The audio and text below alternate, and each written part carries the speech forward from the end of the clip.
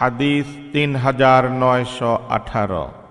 আলী ইবনু আবদুল্লাহ রহমতুল্লাহ আলাইহির সনদে আম্বাসা ইবনু সাঈদ রহমতুল্লাহ আলাইহ থেকে বর্ণিত যে আবু হুরাইরা রাদিয়াল্লাহু তাআলা আনহু নবী সাল্লাল্লাহু আলাইহি ওয়াসাল্লামের কাছে এসে খাইবার যুদ্ধের গনিমতের অংশ চাইলেন।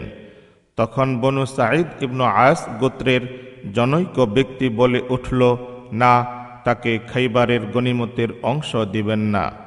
আবু হুরাইরা রাদিয়াল্লাহু তাআলা আনহু বললেন, এই লোক তো ইবনু কাউকালের হত্যাকারী, কাজেই তাকে না দেওয়া হোক। কথাটি শুনে সে ব্যক্তি বলল, বাহ, দান পাহাড় থেকে নেমে আসা অদ্ভুত বিড়ালের কথায় আশ্চর্য বোধ করছি। জুবাইদি জুহরি আম্বাসা ইবনু সাঈদ রহমতুল্লাহ আলাইহি আবু হুরাইরা রাদিয়াল্লাহু তাআলা আনহু থেকে বর্ণনা করেন যে তিনি সাঈদ ইবনু আস রাদিয়াল্লাহু তাআলা আনহু সম্পর্কে বলেছেন, রাসূলুল্লাহ সাল্লাল্লাহু আলাইহি ওয়াসাল্লাম আবান ইবনু সাঈদ রাদিয়াল্লাহু তাআলা আনহুর নেতৃত্বে একটি সৈন্যদল মদিনা থেকে নাজদের দিকে পাঠিয়েছিলেন। আবু হুরাইরা রাদিয়াল্লাহু তাআলা আনহু বলেন, নবী সাল্লাল্লাহু আলাইহি ওয়াসাল্লাম যখন খাইবার বিজয় করে সেখানে অবস্থানরত ছিলেন, তখন আবান রাদিয়াল্লাহু তাআলা আনহু ও তার সঙ্গীগণ সেখানে এসে তার নবী সাল্লাল্লাহু আলাইহি ওয়াসাল্লামের সাথে মিলিত হলেন। তাদের ঘোড়াগুলোর লাগাম ছিল খেজুরের ছালের বানানো, অর্থাৎ তারা ছিলেন বড়ই নিঃস্ব। আবু হুরাইরা রাদিয়াল্লাহু তাআলা আনহু বলেন, আমি বললাম, ইয়া রাসূলুল্লাহ, তাদেরকে কোনো অংশ দিবেন না।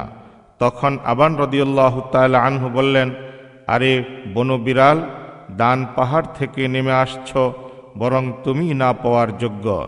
নবী সাল্লাল্লাহু আলাইহি ওয়াসাল্লাম বললেন, হে আবান, বস। নবী সাল্লাল্লাহু আলাইহি ওয়াসাল্লাম তাদেরকে অর্থাৎ আবান ও তার সঙ্গীদেরকে অংশ দিলেন না। টিকা: উহুদের যুদ্ধে আবান ইবনু সাঈদ কাফের ছিলেন এবং কাফেরদের পক্ষ হয়ে যুদ্ধ করে নু'মান ইবনু কাউকাল রাদিয়াল্লাহু তাআলা আনহুকে শহীদ করেন। এরপর তিনি খাইবারের যুদ্ধের পূর্বে ইসলাম গ্রহণ করে মুসলমান হন। বিতর্কের মুহূর্তে আবু হুরাইরা রাদিয়াল্লাহু তাআলা আনহু সেদিকে ইঙ্গিত করেছেন। দান আরবের দাউস এলাকার একটি পাহাড়ের নাম। আবু হুরাইরা রাদিয়াল্লাহু তাআলা আনহুর গোত্র সেখানেই বাস করত।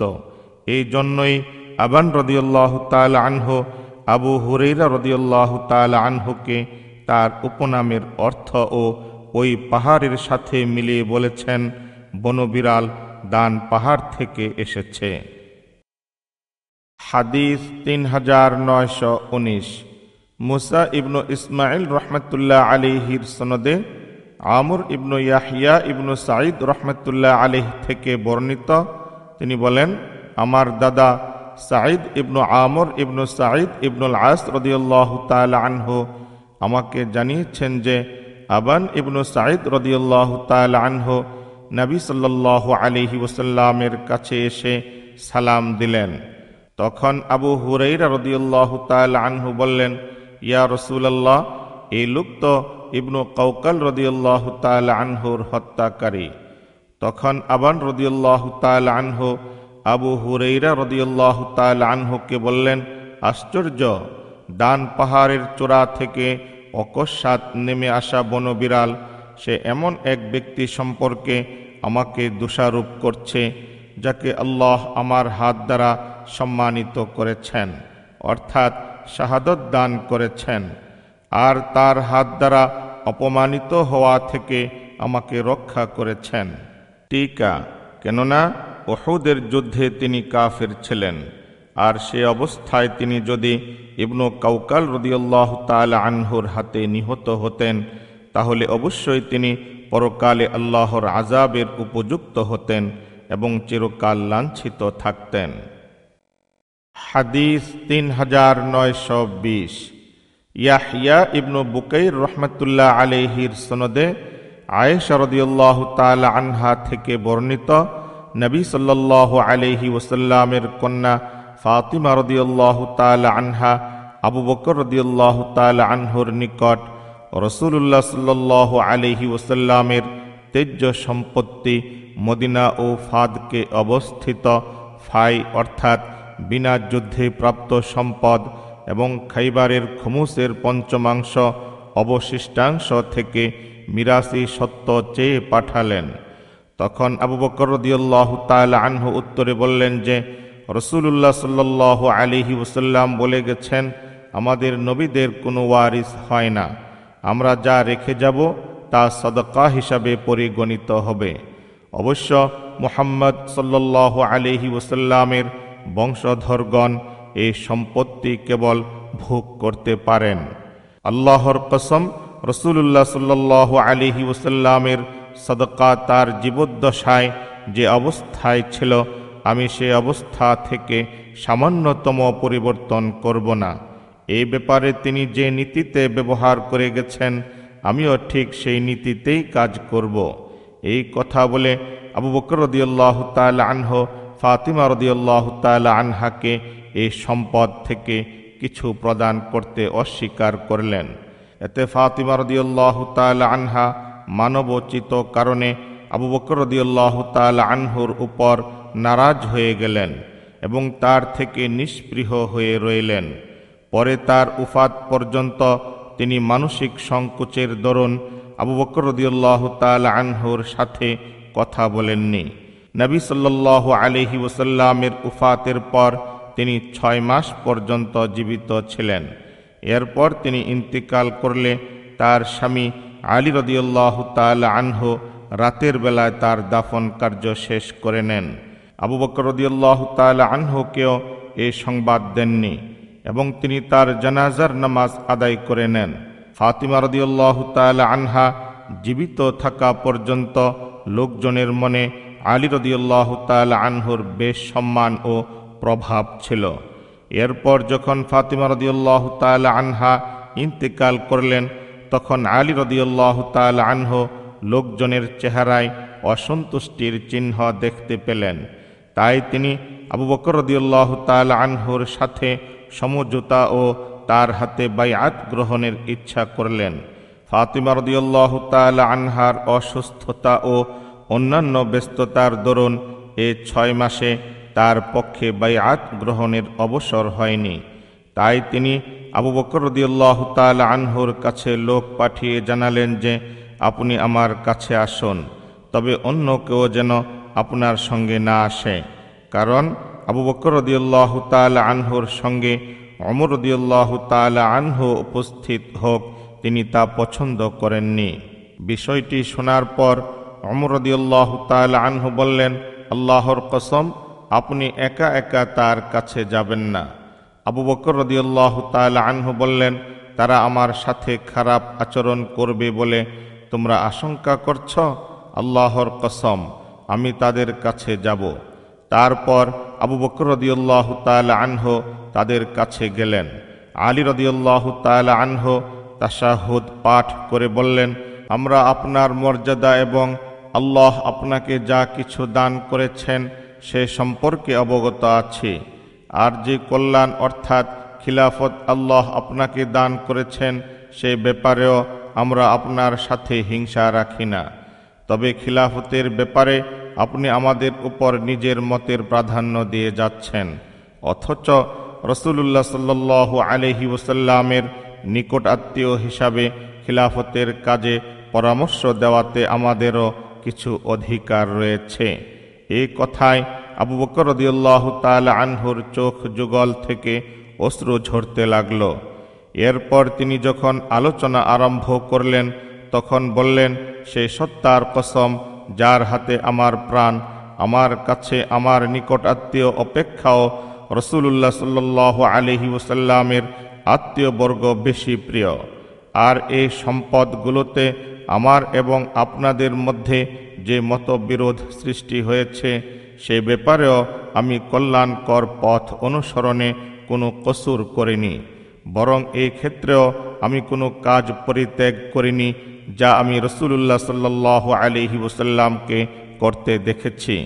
তারপর আলী রাদিয়াল্লাহু তাআলা আনহু আবু বকর রাদিয়াল্লাহু তাআলা আনহুকে বললেন, জুহুরের পর আপনার হাতে বাইআত গ্রহণের ওয়াদা রইল। জোহরের নামাজ আদায়ের পর আবু বকর রাদিয়াল্লাহু তাআলা আনহু মিম্বরে বসে তাশাহুদ পাঠ করলেন। তারপর আলী রাদিয়াল্লাহু তাআলা আনহুর বর্তমান অবস্থা এবং বাইআত গ্রহণে তার দেরি করার কারণ ও তার অর্থাৎ আবু বকরের কাছে পেশকৃত আপত্তিগুলো তিনি বর্ণনা করলেন। এরপর আলী রাদিয়াল্লাহু তাআলা আনহু দাঁড়িয়ে আল্লাহর কাছে ক্ষমা প্রার্থনা করে তাশাহুদ পাঠ করলেন এবং আবু বকর রাদিয়াল্লাহু তাআলা আনহুর মর্যাদার কথা উল্লেখ করে বললেন, তিনি বিলম্বজনিত যা কিছু করেছেন তা আবু বকর রাদিয়াল্লাহু তাআলা আনহুর প্রতি হিংসা কিংবা আল্লাহ প্রদত্ত তার এই সম্মানের অস্বীকার করার মনোবৃত্তি নিয়ে করেননি। তিনি বলেন, তবে আমরা ভেবেছিলাম যে এ ব্যাপারে আমাদের পরামর্শ দেওয়ার অধিকার থাকবে, অথচ তিনি আবু বকর রাদিয়াল্লাহু তাআলা আনহু আমাদের পরামর্শ ত্যাগ করে স্বাধীন মতের উপর রয়ে গেছেন। তাই আমরা মানসিকভাবে ব্যথা পেয়েছিলাম। উভয়ের এ আলোচনা শুনে মুসলমানগণ আনন্দিত হয়ে বললেন, আপনি ঠিকই করেছেন। এরপর আলী রাদিয়াল্লাহু তাআলা আনহু আমর বিল মারুফ অর্থাৎ বাইআত গ্রহণের দিকে ফিরে এসেছেন দেখে সব মুসলমান আবার তার প্রতি ঘনিষ্ঠ হয়ে উঠলেন। টিকা এবং তিনি তার জানাজার নামাজ আদায় করে নেন। উফাতের পূর্বে ফাতিমা রাদিয়াল্লাহু তাআলা আনহার ওসিয়ত ছিল যে মৃত্যুর সাথে সাথে যেন তার কাফন দাফন শেষ করা হয়, কারণ লোকজন ডাকাডাকি করলে তাতে পর্দার ব্যাঘাত ঘটার আশঙ্কা আছে। সে মতে আলী রাদিয়াল্লাহু তাআলা আনহু রাতের ভিতরে সব কাজ সেরে নিয়েছেন। আর সংবাদ তো নিশ্চয়ই আবু বকর রাদিয়াল্লাহু তাআলা আনহু পর্যন্ত পৌঁছে যাবে, এই ধারণায় তিনি নিজে গিয়ে সংবাদ দেওয়ার প্রয়োজন বোধ করেননি। অবশ্য এই 6 মাস যাবৎ তিনি আবু বকর রাদিয়াল্লাহু তাআলা আনহুর হাতে বাইআত গ্রহণ না করায় মুসলমানদের মনে প্রশ্ন উদয় হলেও যেহেতু তিনি রোগে শয্যাশায়ী রসুল তনায়ার খিদমতে ব্যস্ত থাকেন, সেহেতু লোকজন তার প্রতি কোনো অসন্তুষ্টি প্রকাশ করেনি। কিন্তু ফাতিমা রাদিয়াল্লাহু তাআলা আনহার উফাত হওয়ার পর সেই কারণ অবশিষ্ট না থাকায় আলী রাদিয়াল্লাহু তাআলা আনহু পরবর্তীকালে মানুষের চেহারায় অসন্তুষ্টির ভাব দেখতে পেয়েছেন। হাদিস 3921 মুহাম্মদ ইবনু বাশার রাহমাতুল্লাহ আলাইহির সনদে আয়েশা রাদিয়াল্লাহু তাআলা আনহা থেকে বর্ণিত, তিনি বলেন, খাইবার বিজয় হওয়ার পর আমরা পরস্পর বললাম, এখন আমরা পরিতৃপ্ত হয়ে খেজুর খেতে পারব। হাদিস 3922 হাসান রাহমাতুল্লাহ আলাইহির সনদে ইবনু উমর রাদিয়াল্লাহু তাআলা আনহুমা থেকে বর্ণিত, তিনি বলেন, খাইবার বিজয় লাভ করার পূর্ব পর্যন্ত আমরা তৃপ্তি সহকারে খেতে পাইনি।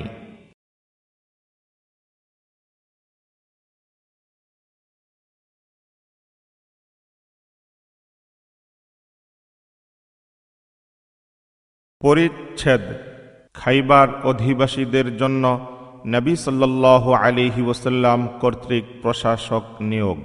হাদিস 3923 ইসমাঈল রাহমাতুল্লাহ আলাইহির সনদে আবু সাঈদ খুদরি ও আবু হুরায়রা রাদিয়াল্লাহু তাআলা আনহুমা থেকে বর্ণিত যে রাসূলুল্লাহ সাল্লাল্লাহু আলাইহি ওয়াসাল্লাম খাইবার অধিবাসীদের জন্য সাওয়াদ ইবনু গাজিয়া নামক এক ব্যক্তিকে প্রশাসক নিযুক্ত করলেন। এরপর এক সময়ে তিনি অর্থাৎ প্রশাসক রাসূলুল্লাহ সাল্লাল্লাহু আলাইহি ওয়াসাল্লামের কাছে উন্নত জাতের কিছু খেজুর নিয়ে উপস্থিত হলেন। তখন রাসূলুল্লাহ সাল্লাল্লাহু আলাইহি ওয়াসাল্লাম বললেন, খাইবারের সব খেজুরই কি এইরূপ হয়ে থাকে? প্রশাসক উত্তর করলেন, জি না, আল্লাহর কসম ইয়া রাসূলুল্লাহ, তবে আমরা এইরূপ খেজুরের 1 সা সাধারণ খেজুরের 2 সার বিনিময়ে কিংবা এই প্রকারের খেজুরের 2 সা সাধারণ খেজুরের 3 সার বিনিময়ে সংগ্রহ করে থাকি। রাসূলুল্লাহ সাল্লাল্লাহু আলাইহি ওয়াসাল্লাম বললেন, এরূপ করো না, দিরহামের বিনিময়ে সব খেজুর বিক্রয় করে ফেলবে, তারপর দিরহাম দিয়ে উত্তম খেজুর খরিদ করবে।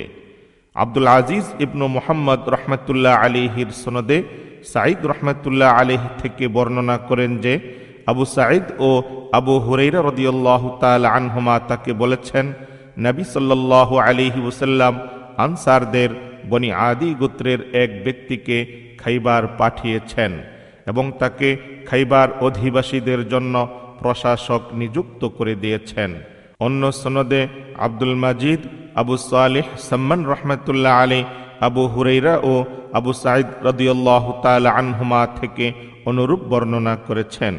টিকা, দিরহামের বিনিময়ে সব খেজুর বিক্রয় করে ফেলবে, তারপর দিরহাম দিয়ে উত্তম খেজুর খরিদ করবে। কেননা খেজুরের বিনিময়ে খেজুরের বেচা কেনা যদি ক্রেতা বিক্রেতার উভয় দিক থেকে সমপরিমাণের না হয়, তাহলে বর্ধিত অংশ সুদের পর্যায়ে চলে যায়। দিরহামের মাধ্যমে বিনিময় করলে আর ওই আশঙ্কা থাকে না।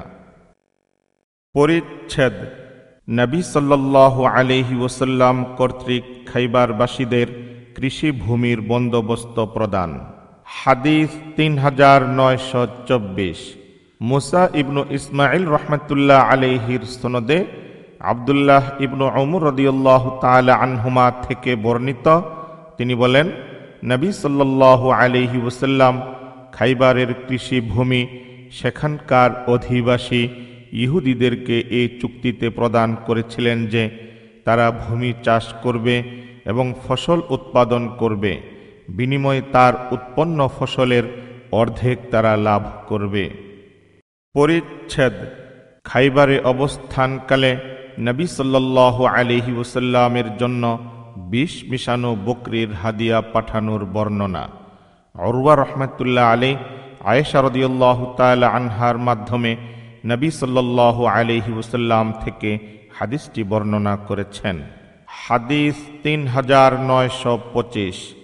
আব্দুল্লাহ ইবনু ইউসুফ রহমতুল্লাহ আলাইহির সনদে আবু হুরাইরা রাদিয়াল্লাহু তাআলা আনহু থেকে বর্ণিত যে যখন খাইবার বিজয় হয়ে গেল, তখন ইহুদিদের পক্ষ থেকে একটি বকরি রাসূলুল্লাহ সাল্লাল্লাহু আলাইহি ওয়াসাল্লামকে হাদিয়া দেওয়া হয়। সেই বকরিটি বিষ মিশানো ছিল। টিকা, সেই বকরিটি বিষ মিশানো ছিল। খাইবার যুদ্ধে যখন ইহুদিদের জন্য মুসলমানদের আনুগত্য স্বীকার করা ব্যতীত অন্য কোনো পথ বাকি রইল না, তখন তারা ঘৃণ্য ষড়যন্ত্রে লিপ্ত হয়। ইহুদি হারিসের কন্যা ও সালাম ইবনু মুশফিমের স্ত্রী জৈনাব একটি বকরির গোশতে বিষ মিশিয়ে তা রাসূলুল্লাহ সাল্লাল্লাহু আলাইহি ওয়াসাল্লামের জন্য হাদিয়া পাঠালো। রাসূলুল্লাহ সাল্লাল্লাহু আলাইহি ওয়াসাল্লাম বকরিটির গোশত খেলেও বিষ তার কোনো ক্ষতি করতে পারেনি বটে, কিন্তু তার সাহাবী বারা ইবনু মারুর রাদিয়াল্লাহু তাআলা আনহু বিষ ক্রিয়ার ফলে শহীদ হন।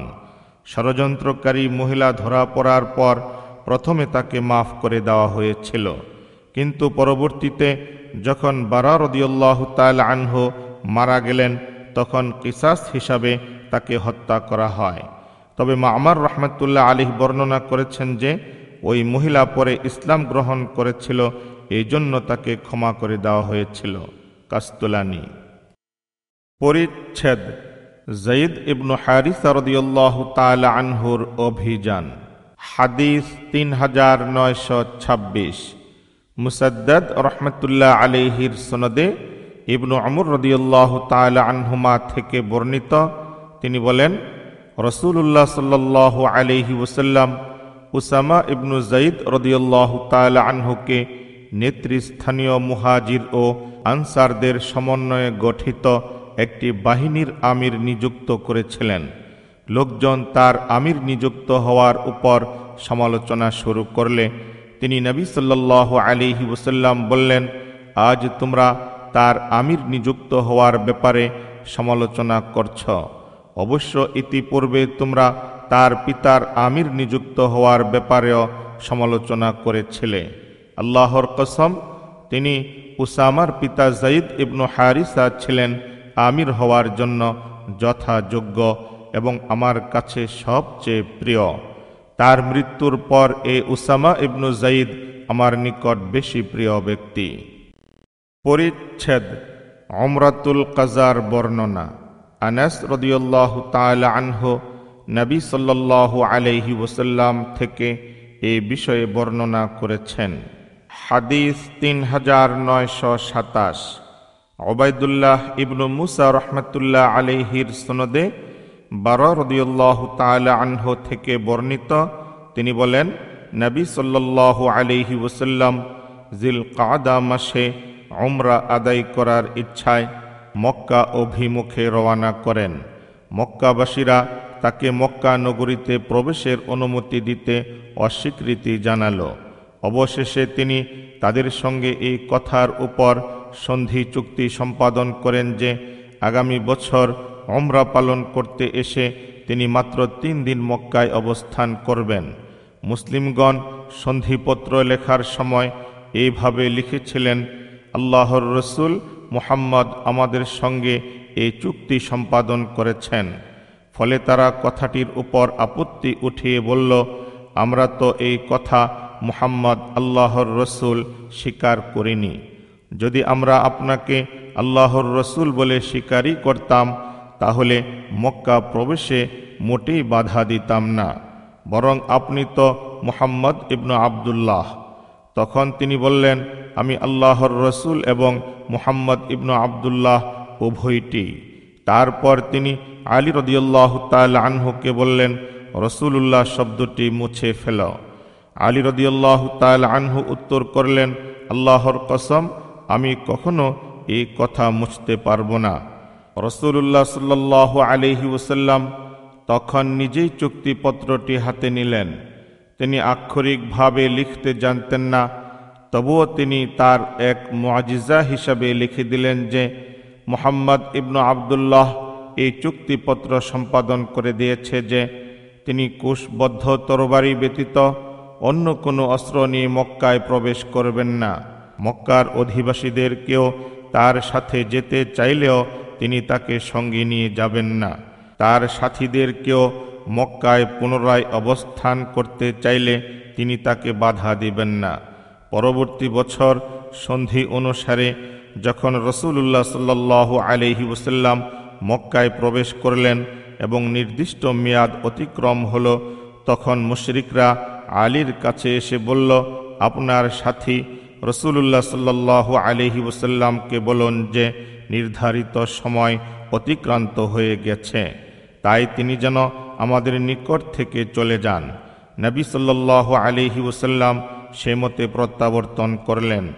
এই সময়ে হামজা রাদিয়াল্লাহু তাআলা আনহুর কন্যা চাচা চাচা বলে ডাকতে ডাকতে তার পেছনে ছুটল।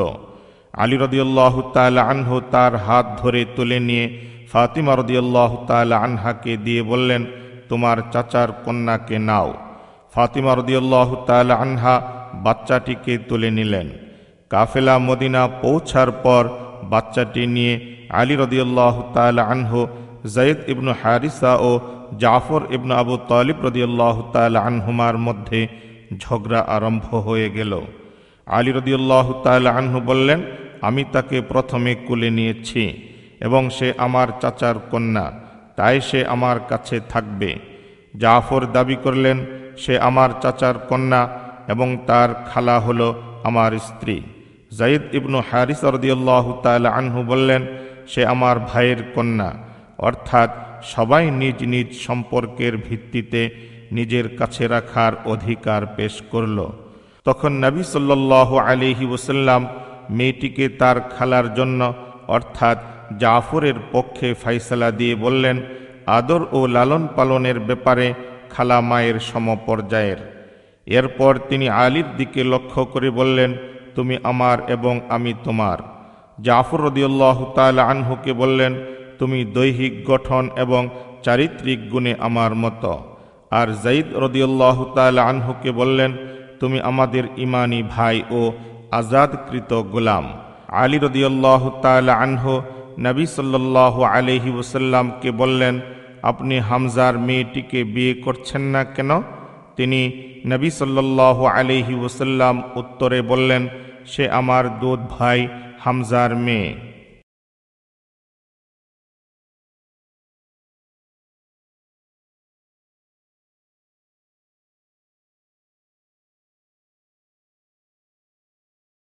হাদিস 3928। মুহাম্মদ ইবনু রাফি ও মুহাম্মদ ইবনু হুসাইন ইবনু ইব্রাহিম রহমতুল্লাহ আলাইহিমার সনদে ইবনু ওমর রাদিয়াল্লাহু তাআলা আনহুমা থেকে বর্ণিত, উমরা পালনের উদ্দেশ্যে রাসূলুল্লাহ সাল্লাল্লাহু আলাইহি ওয়াসাল্লাম মক্কা অভিমুখে রওনা করলে কুরাইশি কাফেররা তার এবং বাইতুল্লাহর মাঝে বাধা হয়ে দাঁড়ালো। কাজেই তিনি হুদাইবিয়া নামক স্থানে কুরবানির জন্তু জবেহ করলেন এবং মাথা মুন্ডন করলেন, হালাল হয়ে গেলেন। আর তিনি তাদের সঙ্গে এই মর্মে চুক্তি সম্পাদন করলেন যে আগামী বছর তিনি উমরা পালনের জন্য আসবেন, কিন্তু তরবারি ব্যতীত অন্য কোনো অস্ত্র সাথে আনবেন না, এবং মক্কাবাসীরা যে কদিন ইচ্ছা করবে এর বেশি দিন তিনি সেখানে অবস্থান করবেন না। সেই মতে রাসূলুল্লাহ সাল্লাল্লাহু আলাইহি ওয়াসাল্লাম পরবর্তী বছর উমরা পালন করতে আসলে সম্পাদিত চুক্তিনামা অনুসারে তিনি মক্কায় প্রবেশ করলেন। তারপর 3 দিন অবস্থান করলে মক্কাবাসীরা তাকে চলে যেতে বলল, তাই তিনি মক্কা থেকে চলে গেলেন। হাদিস 3929।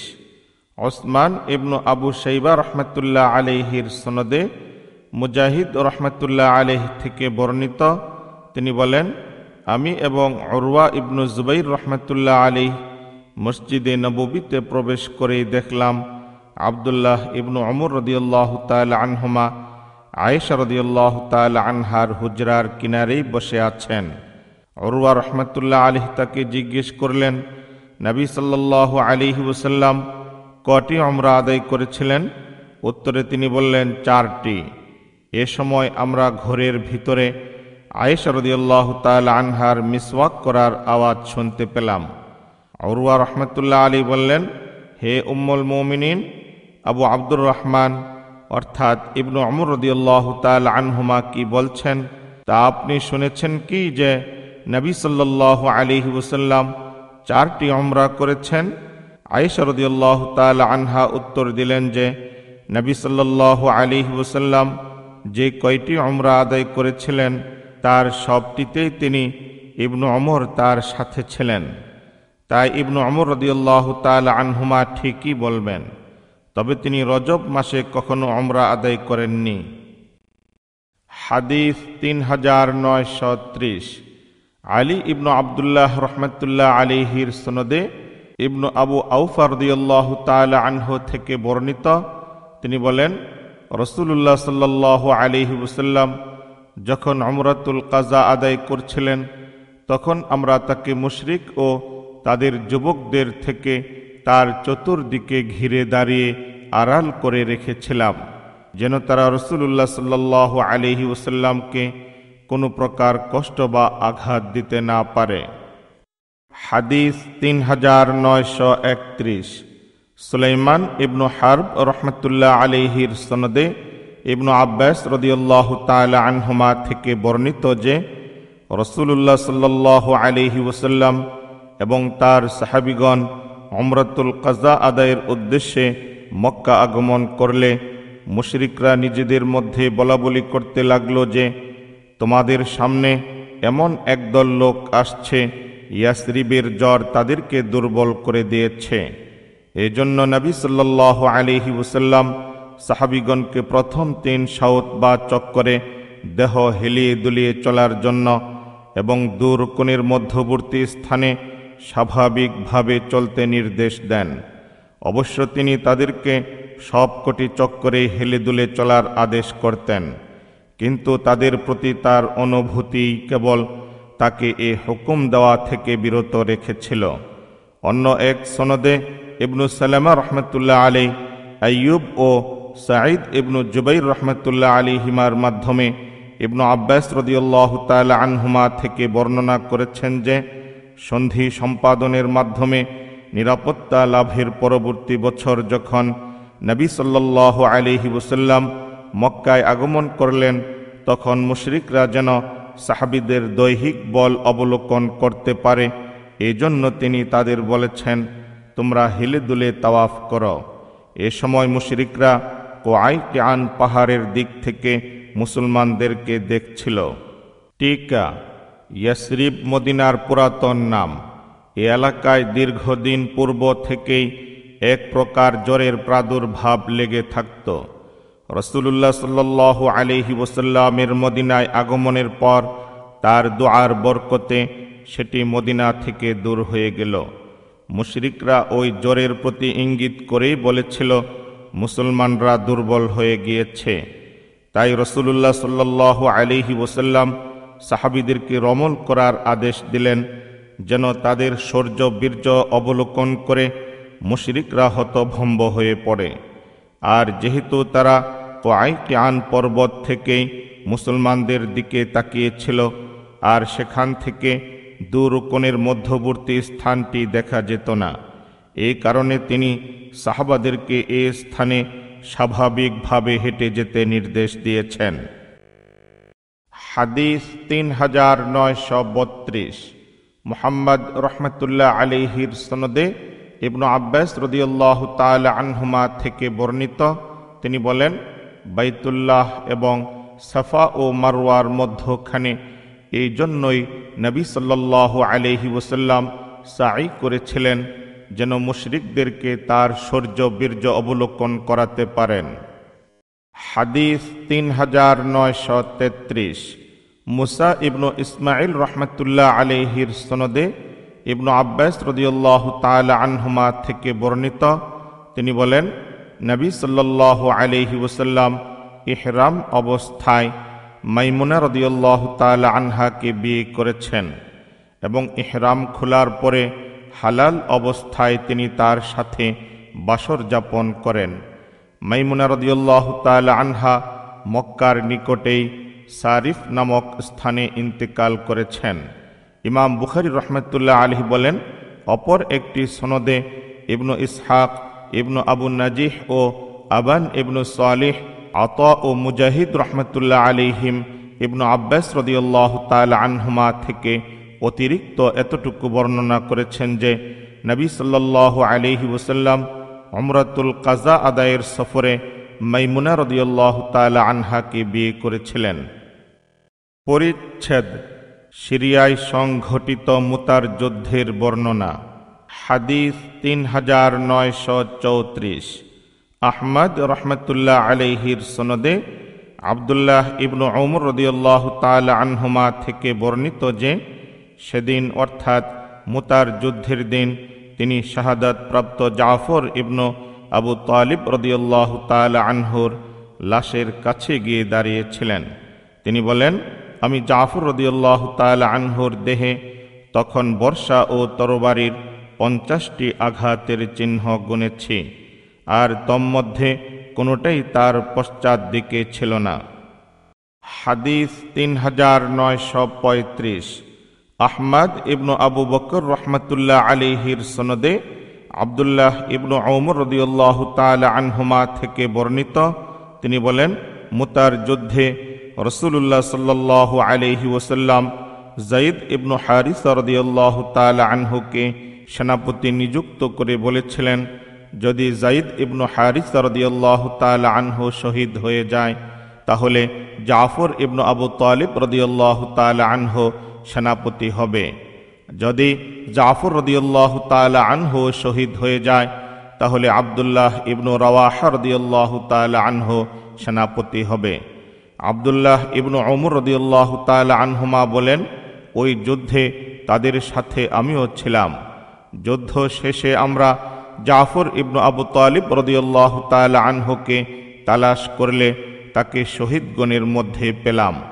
তখন আমরা তার দেহে তীর ও বর্ষার 90টিরও অধিক আঘাতের চিহ্ন দেখতে পেয়েছি। টিকা: ইতিপূর্বের হাদিসে যেহেতু কেবল তরবারি ও বর্ষার আঘাতগুলো গণনা করা হয়েছিল, এজন্য 50টি আঘাতের কথা বলা হয়েছে, আর বক্ষমান হাদিসে বর্ষা ও তীরের আঘাতগুলো গণনা করা হয়েছে, তাই 90রও অধিক সংখ্যার কথা বলা হয়েছে। কিংবা পূর্ব হাদিসে কেবল সম্মুখের দিকে অবস্থিত আঘাতগুলো গণনা করা হয়েছিল, আর বর্তমান হাদিসে সম্মুখ পশ্চাৎ নির্বিশেষে সমগ্র দেহের আঘাতগুলো গণনা করা হয়েছে। তাই সংখ্যার পরিমাণে উভয় হাদিসের মধ্যে ভিন্নতা সৃষ্টি হয়েছে।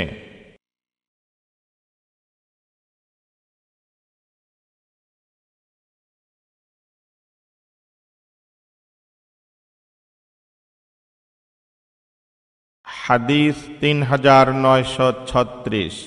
আহমদ ইবনু ওয়াকিদ রহমতুল্লাহ আলাইহির সনদে আনাস রাদিয়াল্লাহু তাআলা আনহু থেকে বর্ণিত যে নবী সাল্লাল্লাহু আলাইহি ওয়াসাল্লামের নিকট মুতার যুদ্ধক্ষেত্র থেকে খবর এসে পৌঁছার পূর্বেই তিনি উপস্থিত মুসলমানদেরকে যায়েদ, জাফর ও ইবনু রাওয়াহা রাদিয়াল্লাহু তাআলা আনহুমের শাহাদাতের কথা জানিয়ে দিয়েছিলেন। তিনি বলেছিলেন, যায়েদ রাদিয়াল্লাহু তাআলা আনহু পতাকা হাতে অগ্রসর হলে তাকে শহীদ করা হয়। তখন জাফর রাদিয়াল্লাহু তাআলা আনহু পতাকা হাতে অগ্রসর হলো, তাকেও শহীদ করে ফেলা হয়। তারপর ইবনু রাওয়াহা রাদিয়াল্লাহু তাআলা আনহু পতাকা হাতে নিল, এবার তাকেও শহীদ করে দেওয়া হলো। এ সময়ে তার দু চোখ থেকে অশ্রুধারা প্রবাহিত হচ্ছিল। তারপর তিনি বললেন, অবশেষে সাইফুল্লাহদের মধ্যে এক সাইফুল্লাহ আল্লাহর তরবারি হাতে পতাকা ধারণ করেছে, ফলত আল্লাহ তাদের উপর আমাদের বিজয় দান করেছেন। হাদিস 3937। কুতাইবা রহমতুল্লাহ আলাইহির সনদে আয়েশা রাদিয়াল্লাহু তাআলা আনহা থেকে বর্ণিত, তিনি বলেন, যায়েদ ইবনু হারিসা, জাফর ইবনু আবু তালিব ও আব্দুল্লাহ ইবনু রাওয়াহা রাদিয়াল্লাহু তাআলা আনহুমের শাহাদাতের সংবাদ এসে পৌঁছলে রাসূলুল্লাহ সাল্লাল্লাহু আলাইহি ওয়াসাল্লাম বসে পড়লেন। তার চেহারায় শোকের চিহ্ন স্পষ্ট দেখা যাচ্ছিল। আয়েশা রাদিয়াল্লাহু তাআলা আনহা বলেন, আমি তখন দরজার ফাঁক দিয়ে উকি মেরে তাকিয়ে দেখলাম, জনৈক ব্যক্তি তার কাছে এসে বলল, ইয়া রাসূলুল্লাহ, জাফর রাদিয়াল্লাহু তাআলা আনহুর পরিবারের মেয়েরা কান্নাকাটি করছে। তখন তিনি রাসূলুল্লাহ সাল্লাল্লাহু আলাইহি ওয়াসাল্লাম মেয়েদেরকে বারণ করার জন্য লোকটিকে হুকুম করলেন। লোকটি ফিরে গেল। তারপর আবার এসে বলল, আমি তাদেরকে নিষেধ করেছি, কিন্তু তারা তা শুনেনি। আয়েশা রাদিয়াল্লাহু তাআলা আনহা বলেন, এবারও রাসূলুল্লাহ সাল্লাল্লাহু আলাইহি ওয়াসাল্লাম তাকে পুনঃ হুকুম করলেন। লোকটি সেখানে গেল, কিন্তু পুনরায় এসে বলল, আল্লাহর কসম, তারা আমার কথা মানছে না। আয়েশা রাদিয়াল্লাহু তাআলা আনহা বলেন, তারপর সম্ভবত রাসূলুল্লাহ সাল্লাল্লাহু আলাইহি ওয়াসাল্লাম তাকে বলেছিলেন, তাহলে তাদের মুখের উপর মাটি ছুঁড়ে মারো। আয়েশা রাদিয়াল্লাহু তাআলা আনহা বলেন, আমি লোকটিকে বললাম, আল্লাহ তোমার নাককে অপমানিত করুক। আল্লাহর শপথ, রাসূলুল্লাহ সাল্লাল্লাহু আলাইহি ওয়াসাল্লাম তোমাকে যে কাজ করতে বলেছেন তাতে তুমি সক্ষম নও, অথচ তুমি তাকে বিরক্ত করা পরিত্যাগ করছ না। হাদিস 3938। মুহাম্মদ ইবনু আবু বকর রহমতুল্লাহ আলাইহির সনদে আমির রহমতুল্লাহ আলাইহ থেকে বর্ণিত, তিনি বলেন, ইবনু উমর রাদিয়াল্লাহু তাআলা আনহুমার নিয়ম ছিল যে যখনই তিনি জাফর ইবনু আবু তালিব রাদিয়াল্লাহু তাআলা আনহুর পুত্র আব্দুল্লাহকে সালাম দিতেন, তখনই তিনি বলতেন, তোমার প্রতি সালাম, হে দু ডানাওয়ালা পুত্র। টিকা, মুতার যুদ্ধে জাফর ইবনু আবু তালিব রাদিয়াল্লাহু তাআলা আনহুর দুটি হাতই কেটে যাওয়ার কারণে তিনি শহীদ হয়ে গেলেন, আর এর বিনিময়ে আল্লাহ তাকে দুটি পাখা দান করেছেন, যেগুলোর সাহায্যে তিনি জান্নাতের মধ্যে উড়ে বেড়ান, এবং এই কারণে জাফরকে তৈয়ার উপাধি দেওয়া হয়েছে। আব্দুল্লাহ ইবনু উমর রাদিয়াল্লাহু তাআলা আনহুমা ওই দিকে ইঙ্গিত করেই তার ছেলেকে দু পাখাওয়ালার পুত্র বলে ডাকতেন। কাস্তুলানি, শরহে বুখারী। হাদিস 3939। আবু নুআইম রহমতুল্লাহ আলাইহির সনদে কায়েস ইবনু আবু হাজিম রহমতুল্লাহ আলাইহি থেকে বর্ণিত, তিনি বলেন, আমি খালিদ ইবনু ওয়ালিদ রাদিয়াল্লাহু তাআলা আনহু থেকে শুনেছি, তিনি বলেছেন, মুতার যুদ্ধে আমার হাতে 9টি তরবারি ভেঙে গিয়েছিল। পরিশেষে আমার হাতে একটি প্রশস্ত ইয়ামানি তরবারি ছাড়া কিছুই অবশিষ্ট ছিল না। হাদিস 3940। মুহাম্মদ ইবনু মুসান্না রহমতুল্লাহ আলাইহির সনদে কায়েস রহমতুল্লাহ আলাইহ থেকে বর্ণিত, তিনি বলেন, আমি খালিদ ইবনু ওয়ালিদ রাদিয়াল্লাহু তাআলা আনহু থেকে শুনেছি, তিনি বলেছেন, মুতার যুদ্ধে আমার হাতে 9খানা তরবারি ভেঙে টুকরা টুকরা হয়ে গিয়েছিল। পরিশেষে আমার হাতে আমার একটি প্রশস্ত ইয়ামানি তরবারি টিকেছিল। হাদিস 3941। ইমরান ইবনু মাইসরা রহমতুল্লাহ আলাইহির সনদে নু'মান ইবনু বাশির রাদিয়াল্লাহু তাআলা আনহু থেকে বর্ণিত, তিনি বলেন, এক সময় আব্দুল্লাহ ইবনু রাওয়াহা রাদিয়াল্লাহু তাআলা আনহু কোনো কারণে সংজ্ঞাহীন হয়ে গিয়েছিলেন। তখন তার বোন আমরা বিনতে রাওয়াহা রাদিয়াল্লাহু তাআলা আনহা, হায় হায় পাহাড়ের মতো আমার ভাই, হায়রে অমুকের মতো তমুকের মতো ইত্যাদি গুণ উল্লেখ করে কান্নাকাটি শুরু করল। এরপর সংজ্ঞা ফিরে পেয়ে তিনি তার বোনকে বললেন, তুমি যেসব কথা বলে কান্নাকাটি করেছিলে সেই সব কথা সম্পর্কে আমাকে বিদ্রুপাত্মকভাবে জিজ্ঞাসা করে বলা হয়েছে, তুমি কি সত্যই এরূপ? হাদিস 3942। কুতাইবা রহমতুল্লাহ আলাইহির সনদে নু'মান ইবনু বাশির রাদিয়াল্লাহু তাআলা আনহু থেকে বর্ণিত, তিনি বলেন, এক সময় আব্দুল্লাহ ইবনু রাওয়াহা রাদিয়াল্লাহু তাআলা আনহু বেহুশ হয়ে পড়লেন, যেভাবে উপরোক্ত হাদিসে বর্ণনা করা হয়েছে।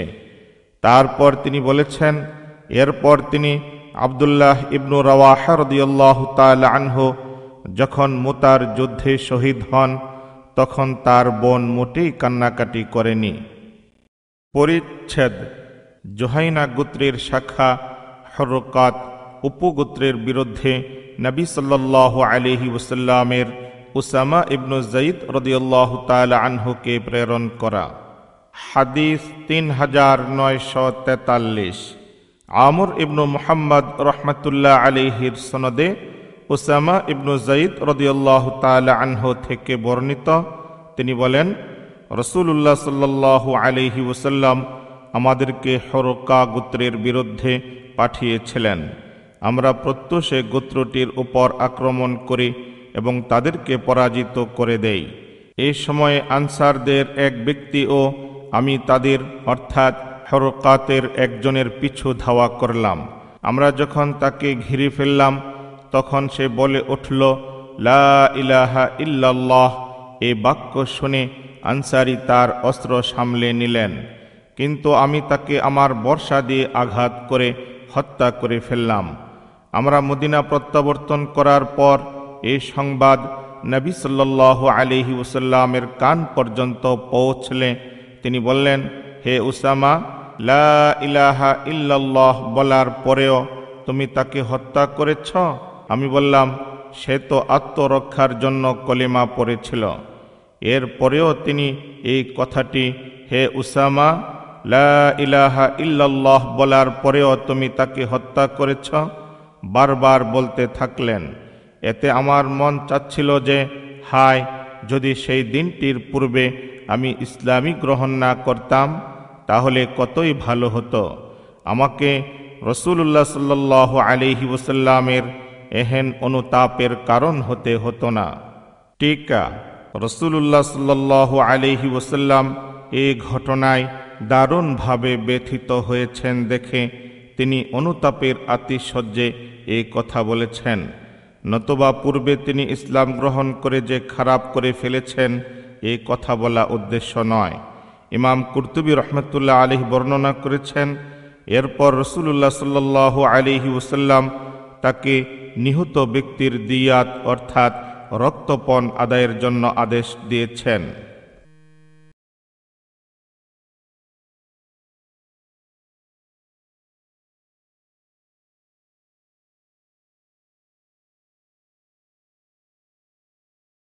হাদিস 3944।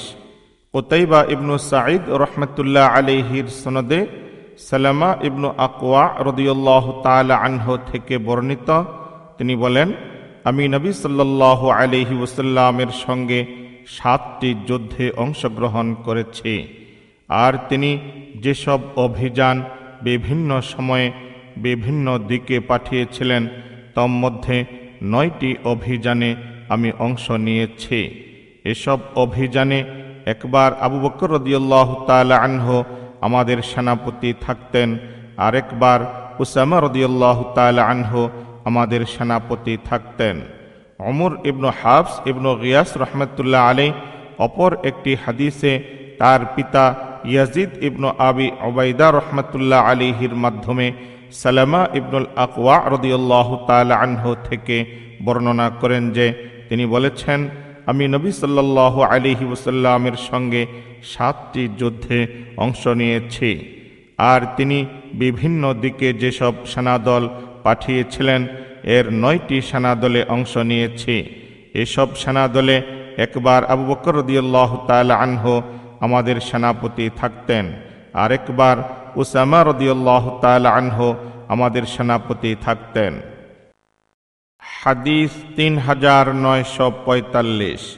আবু আসিম দহাক ইবনু মখলদ রহমতুল্লাহ আলাইহির সনদে সালামা ইবনু আকওয়া রাদিয়াল্লাহু তাআলা আনহু থেকে বর্ণিত, তিনি বলেন, আমি নবী সাল্লাল্লাহু আলাইহি ওয়াসাল্লামের সঙ্গে 7টি যুদ্ধে অংশগ্রহণ করেছি এবং যায়েদ ইবনু হারিসা রাদিয়াল্লাহু তাআলা আনহুর সাথেও যুদ্ধে অংশ নিয়েছি। নবী সাল্লাল্লাহু আলাইহি ওয়াসাল্লাম তাকে অর্থাৎ যায়েদকে আমাদের সেনাপতি নিযুক্ত করেছিলেন। হাদিস 3946। মুহাম্মদ ইবনু আবদুল্লাহ রহমতুল্লাহ আলাইহির সনদে সালামা ইবনু আকওয়া রাদিয়াল্লাহু তাআলা আনহু থেকে বর্ণিত, তিনি বলেন, আমি নবী সাল্লাল্লাহু আলাইহি ওয়াসাল্লামের সঙ্গে 7টি যুদ্ধে অংশ নিয়েছি। এতে তিনি খাইবার, হুদাইবিয়া, হুনাইন ও জিকরাদের যুদ্ধের কথা উল্লেখ করেছেন। বর্ণনাকারী ইয়াজিদ রহমতুল্লাহ আলাইহি বলেন, অবশিষ্ট যুদ্ধগুলোর নাম আমি ভুলে গিয়েছি। পরিচ্ছেদ মক্কা বিজয়ের অভিযান এবং নবী সাল্লাল্লাহু আলাইহি ওয়াসাল্লামের অভিযান প্রস্তুতির সংবাদ ফাঁস করে মক্কাবাসীদের নিকট হাতিব ইবনু আবু বালতাআর লোক প্রেরণ। হাদিস 3947। কুতাইবা রহমতুল্লাহ আলাইহির সনদে আলী রাদিয়াল্লাহু তাআলা আনহু থেকে বর্ণিত, তিনি বলেন, আমাকে এবং জুবাইর ও মিকদাদ রাদিয়াল্লাহু তাআলা আনহুমাকে রাসূলুল্লাহ সাল্লাল্লাহু আলাইহি ওয়াসাল্লাম এই কথা বলে পাঠালেন যে তোমরা রওয়ানা হয়ে রওজায়ে খাখ নামক স্থানে চলে যাও। সেখানে সওয়ারির পিঠে হাওদায় আরোহিণী জনৈক মহিলার কাছে একখানা পত্র আছে। তোমরা ওই পত্রটি সেই মহিলা থেকে কেড়ে আনবে। আলী রাদিয়াল্লাহু তাআলা আনহু বলেন, আমরা রওয়ানা হলাম আর আমাদের অশ্বগুলো আমাদেরকে নিয়ে খুব দ্রুত ছুটে চলল। অবশেষে আমরা রওজায়ে খাখ পর্যন্ত পৌঁছে গেলাম। গিয়েই আমরা হাওদায় আরোহিণী মহিলাটিকে দেখতে পেলাম। আমরা তাকে বললাম, পত্রটি বের করো। সে উত্তর দিল, আমার কাছে কোনো পত্র নেই। আমরা বললাম, অবশ্যই তোমাকে পত্রটি বের করতে হবে, অন্যথায় আমরা তোমার কাপড় চোপড় খুলে তালাশ করব। রাবি বলেন, মহিলাটি তখন তার চুলের খোপা থেকে পত্রটি বের করল। আমরা পত্রটি নিয়ে রাসূলুল্লাহ সাল্লাল্লাহু আলাইহি ওয়াসাল্লামের কাছে আসলাম। দেখা গেল এটি হাতিব ইবনু আবু বালতাআ রাদিয়াল্লাহু তাআলা আনহুর পক্ষ থেকে মক্কার কতিপয় মুশরিকের কাছে পাঠানো হয়েছে। তিনি এতে মক্কার কাফেরদের বিরুদ্ধে রাসূলুল্লাহ সাল্লাল্লাহু আলাইহি ওয়াসাল্লামের গৃহীত কিছু গোপন তৎপরতার সংবাদ ফাঁস করে দিয়েছেন। তখন রাসূলুল্লাহ সাল্লাল্লাহু আলাইহি ওয়াসাল্লাম বললেন, হে হাতিব, এই কি কাজ করেছ? তিনি বললেন, ইয়া রাসূলুল্লাহ, অনুগ্রহপূর্বক আমার ব্যাপারে তাড়াতাড়ি কোনো সিদ্ধান্ত গ্রহণ করবেন না। আমি কুরাইশদের স্বগোত্রীয় কেউ ছিলাম না, বরং তাদের বন্ধু অর্থাৎ তাদের মিত্র গোত্রের একজন ছিলাম। আপনার সঙ্গে যেসব মুহাজির আছেন, কুরাইশ গোত্রে তাদের অনেক আত্মীয় স্বজন রয়েছেন, যারা এদের পরিবার পরিজন ধন সম্পদের হেফাজত করছে। আর কুরাইশ গোত্রে যখন আমার বংশগত কোনো সম্পর্ক নেই, তাই আমি ভাবলাম যদি আমি তাদের কোনো উপকার করে দেই, তাহলে তারা আমার পরিবার পরিজনের হেফাজতে এগিয়ে আসবে। কখনো আমি আমার দিন পরিত্যাগ করা কিংবা ইসলাম গ্রহণের পর কুফুরকে গ্রহণ করার জন্য এ কাজ করিনি। রাসূলুল্লাহ সাল্লাল্লাহু আলাইহি ওয়াসাল্লাম তখন বললেন, সে হাতিব তোমাদের কাছে সত্য কথাই বলেছে। ওমর রাদিয়াল্লাহু তাআলা আনহু বললেন, ইয়া রাসূলুল্লাহ, আমাকে অনুমতি দেন, আমি এই মুনাফিকের গর্দান উড়িয়ে দেই। রাসূলুল্লাহ সাল্লাল্লাহু আলাইহি ওয়াসাল্লাম বললেন, দেখো, সে বদর যুদ্ধে অংশগ্রহণ করেছে। তুমি তো জানো না, হয়তো আল্লাহ তাআলা বদরে অংশগ্রহণকারীদের উপর সন্তুষ্ট হয়ে বলে দিয়েছেন, তোমরা যা খুশি করতে থাকো, আমি তোমাদেরকে ক্ষমা করে দিয়েছি। তখন আল্লাহ তাআলা এই সূরা অবতীর্ণ করেন, ইয়া আইয়ুহাল্লাযীনা আমানু লা তাত্তাখিযু আদুব্বি ওয়া আদুব্বাকুম আউলিয়া তুলকুনা ইলাইহিম بالمودة وقد كفروا بما جاءكم من الحق يخرجون الرسول وإياكم أن تؤمنوا بالله ربكم إن كنتم خرجتم جهادا في سبيلي وابتغاء مرضاتي تسرون إليهم بالمودة وأنا أعلم بما أخفيتم وما أعلنتم ومن يفعله منكم فقد ضل سواء السبيل। হে মুমিনগণ, আমার শত্রু ও তোমাদের শত্রুকে বন্ধুরূপে গ্রহণ করো না। তোমরা তাদের সাথে বন্ধুত্ব করছ, অথচ তারা তোমাদের কাছে যে সত্য এসেছে তা প্রত্যাখ্যান করেছে।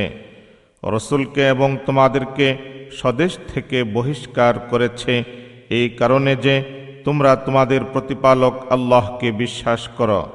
যদি তোমরা আমার সন্তুষ্টি লাভের জন্য আমার পথে জিহাদের উদ্দেশ্যে বেরিয়ে থাকো, তবে কেন তোমরা ওদের সাথে গোপনে বন্ধুত্ব করছ? তোমরা যা গোপন করো এবং যা প্রকাশ করো তা আমি সম্যক অবগত আছি। আর তোমাদের মধ্যে যে কেউ এই কাজ করে সে তো বিচ্যুত হয়ে যায় সরল পথ থেকে। সূরা মুমতাহিনা আয়াত 1।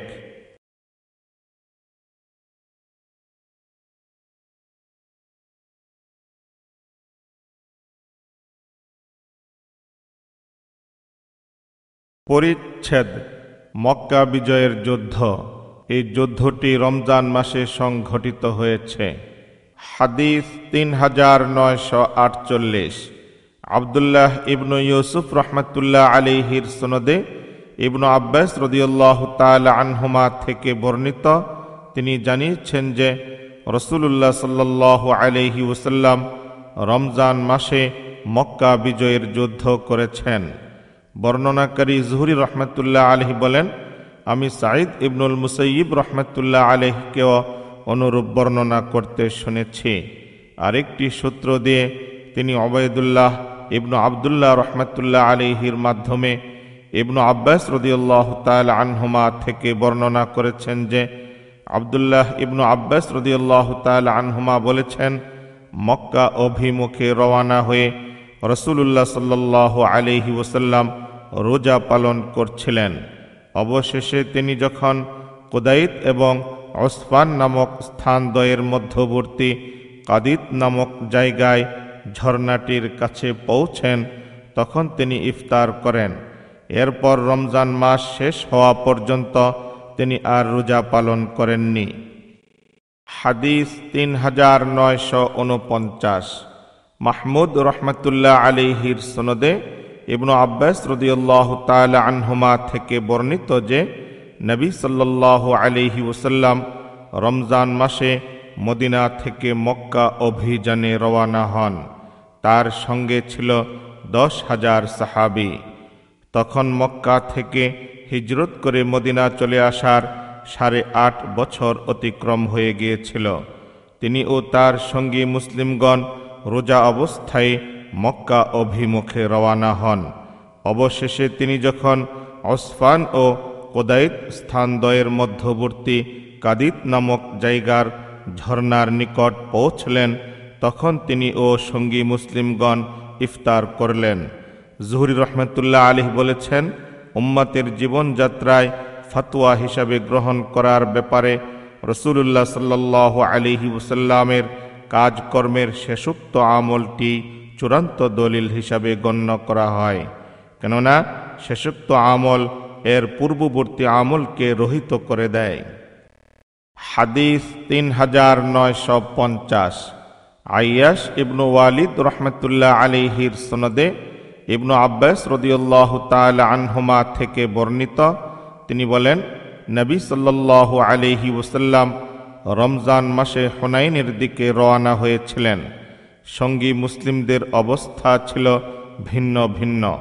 কেউ ছিলেন রোজাদার, আবার কেউ রোজাবিহীন অবস্থায়।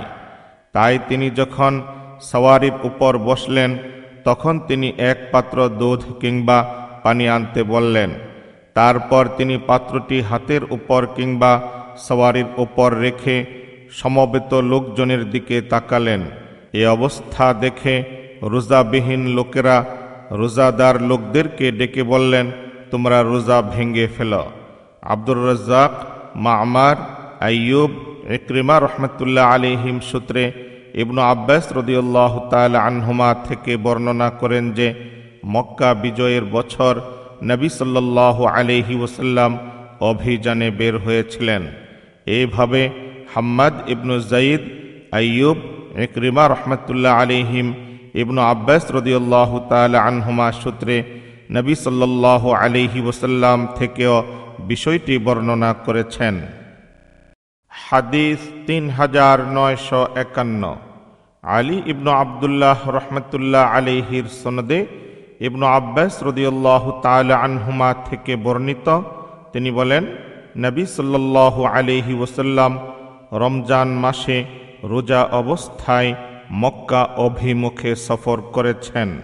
অবশেষে তিনি ওসফান নামক স্থানে উপনীত হলে এক পাত্র পানি দিতে বললেন।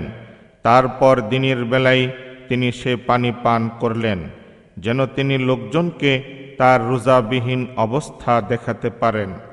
এরপর মক্কা পৌঁছা পর্যন্ত তিনি আর রোজা পালন করেননি। বর্ণনাকারী বলেছেন, পরবর্তীকালে ইবনু আব্বাস রাদিয়াল্লাহু তাআলা আনহুমা বলতেন, সফরে কোনো সময় রাসূলুল্লাহ সাল্লাল্লাহু আলাইহি ওয়াসাল্লাম রোজা পালন করতেন, আবার কোনো সময় তিনি রোজাবিহীন অবস্থায়ও ছিলেন। তাই সফরে তোমাদের যার ইচ্ছা সে রোজা পালন করতে পারো, আর যার ইচ্ছা সে রোজাবিহীন অবস্থায়ও থাকতে পারো। সফর শেষে আবার সে তা আদায় করে নিবে। পরিচ্ছেদ। মক্কা বিজয়ের দিনে নবী সাল্লাল্লাহু আলাইহি ওয়াসাল্লাম কোথায় ঝান্ডা স্থাপন করেছিলেন? হাদিস 3952। উবাইদ ইবনু ইসমাইল রহমতুল্লাহ আলাইহির সনদে হিশামের পিতা উরওয়া ইবনু জুবাইর রহমতুল্লাহ আলাইহি থেকে বর্ণিত যে মক্কা বিজয়ের বছর নবী সাল্লাল্লাহু আলাইহি ওয়াসাল্লাম মক্কা অভিমুখে রওনা করেছেন। এই সংবাদ কুরাইশদের কাছে পৌঁছলে আবু সুফিয়ান ইবনু হারব, হাকিম ইবনু হিজাম এবং বুদাইল ইবনু ওয়ারকা রাসূলুল্লাহ সাল্লাল্লাহু আলাইহি ওয়াসাল্লামের গতিবিধি লক্ষ্য করার জন্য বেরিয়ে এলো। তারা রাতের বেলা সামনের দিকে অগ্রসর হয়ে মক্কার অদূরে মাররুজ জহরান নামক স্থান পর্যন্ত এসে পৌঁছলে আরাফার ময়দানে প্রজ্বলিত আলোর মতো অসংখ্য আগুন দেখতে পেল। আবু সুফিয়ান আশ্চর্যান্বিত হয়ে বলে উঠল, এসব কিসের আলো? ঠিক যেন আরাফার ময়দানে প্রজ্বলিত আলোর মতো অসংখ্য বিস্তৃত। বুদাইল ইবনু ওয়ারকা উত্তর করল, এগুলো আমর গোত্রের চুলার আলো। আবু সুফিয়ান বলল, আমর গোত্রের লোক সংখ্যা এ অপেক্ষা অনেক কম। ইত্যবসরে রাসূলুল্লাহ সাল্লাল্লাহু আলাইহি ওয়াসাল্লামের কয়েকজন সামরিক প্রহরী তাদেরকে দেখে ফেলল এবং কাছে গিয়ে তাদেরকে পাকড়াও করে রাসূলুল্লাহ সাল্লাল্লাহু আলাইহি ওয়াসাল্লামের কাছে নিয়ে এলো। এ সময় আবু সুফিয়ান ইসলাম গ্রহণ করল। এরপর তিনি রাসূলুল্লাহ সাল্লাল্লাহু আলাইহি ওয়াসাল্লাম যখন সেনাবাহিনী সহ মক্কা নগরীর দিকে রওয়ানা হলেন, তখন আব্বাস রাদিয়াল্লাহু তাআলা আনহুকে বললেন, আবু সুফিয়ানকে পথের একটি সংকীর্ণ জায়গায় পাহাড়ের কোণে দাঁড় করাবে, যেন সে মুসলমানদের সমগ্র সেনাদলটি দেখতে পায়। তাই আব্বাস রাদিয়াল্লাহু তাআলা আনহু তাকে যথাস্থানে থামিয়ে রাখলেন। আর নবী সাল্লাল্লাহু আলাইহি ওয়াসাল্লামের সাথে আগমনকারী বিভিন্ন গোত্রের লোকজন আলাদা আলাদাভাবে খণ্ডদল হয়ে আবু সুফিয়ানের সম্মুখ দিয়ে অতিক্রম করে যেতে লাগল। প্রথমে একটি দল অতিক্রম করে গেল। আবু সুফিয়ান বললেন, হে আব্বাস, এরা কারা? আব্বাস রাদিয়াল্লাহু তাআলা আনহু বললেন, এরা গিফার গোত্রের লোক। আবু সুফিয়ান বললেন, আমার এবং গিফার গোত্রের মধ্যে কোনো যুদ্ধ বিগ্রহ ছিল না।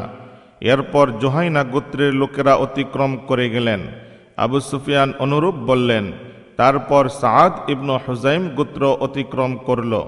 তখনও আবু সুফিয়ান অনুরূপ বললেন। তারপর সুলাইম গোত্র অতিক্রম করলেও আবু সুফিয়ান অনুরূপ বললেন। অবশেষে একটি বিরাট বাহিনী তার সামনে এলো যে এত বিরাট বাহিনী এ সময় তিনি আর দেখেননি। তাই আশ্চর্য হয়ে জিজ্ঞাসা করলেন, এরা কারা? আব্বাস রাদিয়াল্লাহু তাআলা আনহু উত্তর দিলেন, এরাই মদিনার আনসার বৃন্দ। সাআদ ইবনু উবাদা রাদিয়াল্লাহু তাআলা আনহু তাদের দলপতি, তার হাতেই রয়েছে তাদের পতাকা।